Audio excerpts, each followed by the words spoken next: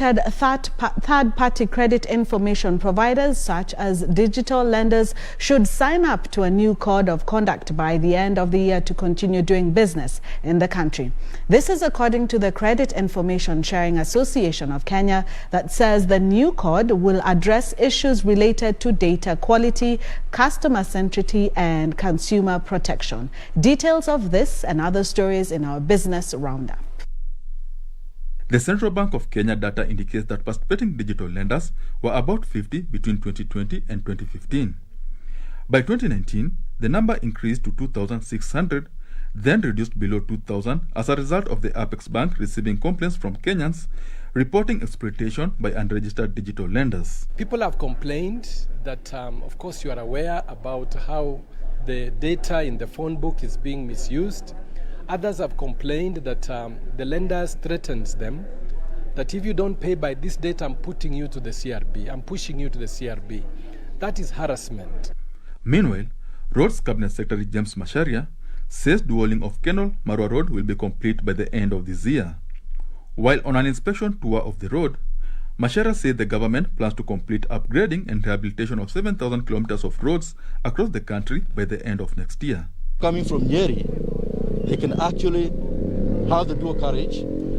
We strengthen the old road, and therefore we have a dual carriage starting from December this year. Elsewhere, there was a 12.7% decrease in the overall tax contribution by the banking industry in 2020 to 104.8 billion shillings due to COVID-19 disruptions, and the government reduced corporate tax and pay as you earn. Banks are projecting an increase in non-performing loans due to a suppressed business environment caused by COVID-19 pandemic. Economy experienced a depressed performance and the quality of assets, with provisioning for loan losses increasing by 47.5% to 198 billion from 134 billion in 2019. And herders in the northern frontier are said to be trained on disease surveillance and proper breeding practices in a bid to improve the quality of animals produced.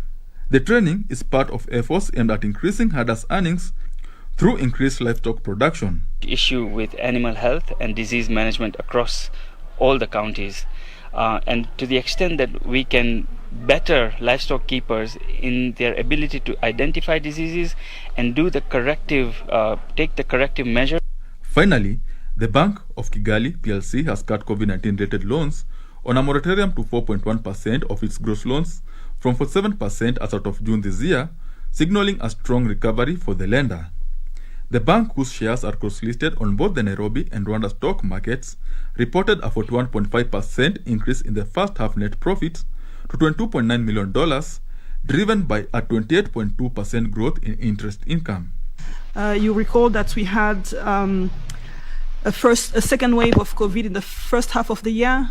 We also had a second wave of COVID towards June. And because of this, we had the 2 lockdowns imposed by government that were constraining economic activity. But we are of the view that our clients, our communities have learned